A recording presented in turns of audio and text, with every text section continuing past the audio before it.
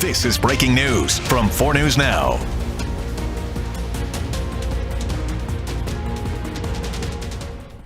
Good afternoon, I'm Rob King for 4 News Now. I'm sitting down in just a moment with meteorologist Matt Gray to discuss the latest in the road and weather conditions. Matt is joining me right now. Matt, how you doing? I'm doing pretty good, man. How are you? I'm doing great. Well as I can do, I guess.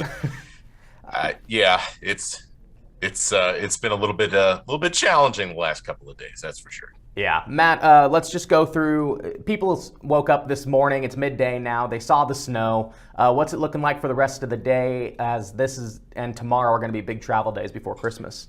Huge travel days. There is some kind of a window here right now around Spokane and Coeur d'Alene where we're going to see the snow taper off for a little while.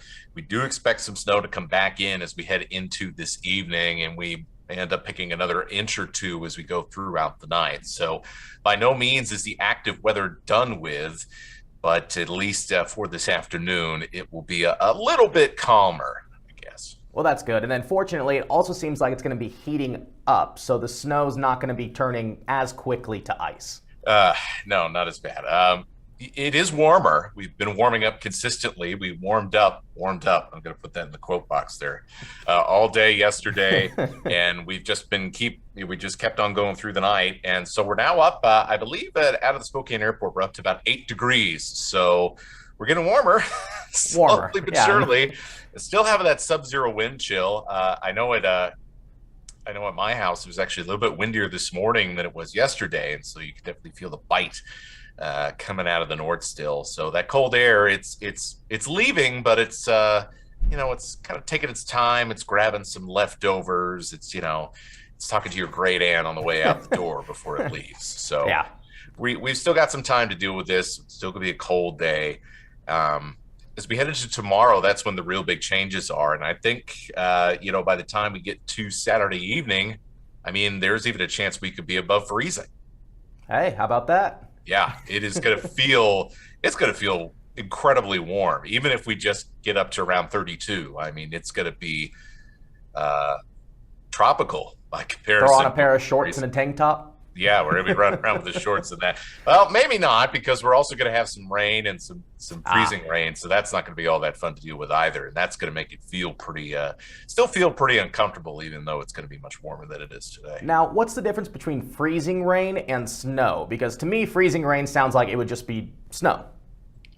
So freezing rain, so the situation we have coming up with our weather is, so we got this storm that's coming in tonight. We've got another one that's coming in for tomorrow.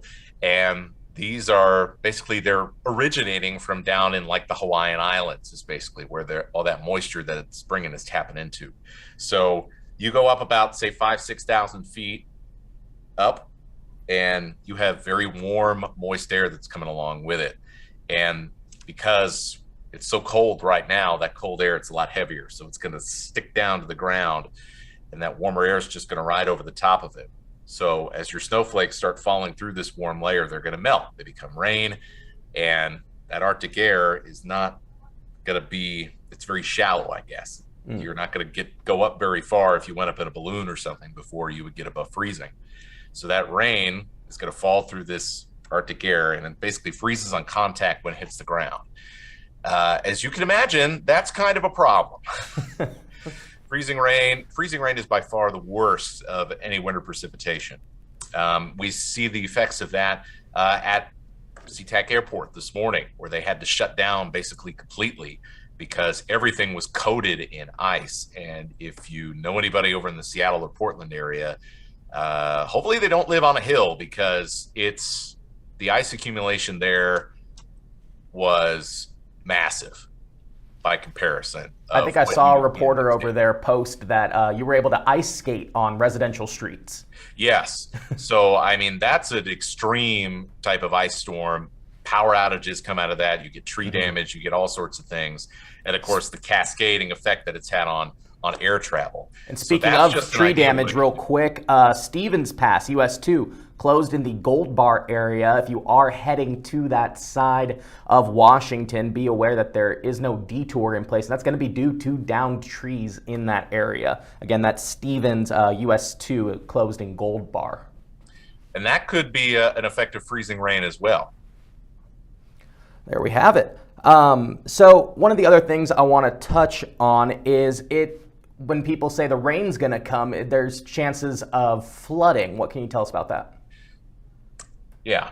So once we get past, and we do think there's going to be a chance for a little freezing rain around here as we get into Saturday morning. But once that leaves, then we're going to have more rain as we head into Christmas Day and Monday and Tuesday of next week as well. So there's a lot of rain headed this direction, and it is going to be warm enough at that point that it is going to be pretty much all rain. When you get rain on top of snow, that warm rain runs into all the little spaces in between the snowflakes where air is, right? And it's usually pretty cold air at that point. Well, now you're basically, what it does when you get all that water that comes in there, it accelerates the snow melting process, which it's already going to be melting because we're talking about highs in the 40s next week. So you have a lot of snow on the ground in some places, certainly around the metro. We have had our fair share of it, right? So all that snow, when it melts, it's got to go somewhere. And so things are going to be sloppy and soggy. Some of those low-lying areas that, if we have like a heavy rainstorm in the summer that might end up with standing water, we're likely going to see that as well. Storm drains that are clogged up with ice right now, ice and snow, that's going to be a problem as well. Especially, city crews, they've been focused so much on plowing the streets and everything else like that. So may not have had time to get to some of these storm drains, or those storm drains could be under like a snow berm or things like that. I mean, there's a lot of stuff that's buried right now. And if you have those drains plugged on your street, well, the water's just going to be sitting on the street, and you're going to have big puddles that you're going to be driving through. Yeah, and WashDOT does want to warn people about the plows. Do not try to pass plows. Already in all of last year, 5 plows were hit of WashDOT's, and already we've hit 5. That's residential or commercial regular vehicles hitting snow plows while they're working, including the very famous Plowy McPlow, who is now out of commission for today because that plow was rear-ended by a driver. So again, do not try to pass plows. If you see them, just stay behind them, go slow, let them work. And then I believe our own Esther Bauer will have further details on that coming up in 4 News Now at 5. Matt, is there anything else you want to add and something that folks should look forward to? Are we banking on a white Christmas? We'll still have a white Christmas, even though it is going to be a little warm, and we'll probably see some sort of wintry mix at best. It's not going to all melt off right away, so we'll still have a white Christmas. There we go. All right. Well, Matt, thank you as always, especially on days like today where you're super busy, a weather alert day, and you take some time to teach me something. I appreciate it. Hey, no problem, man. Anytime.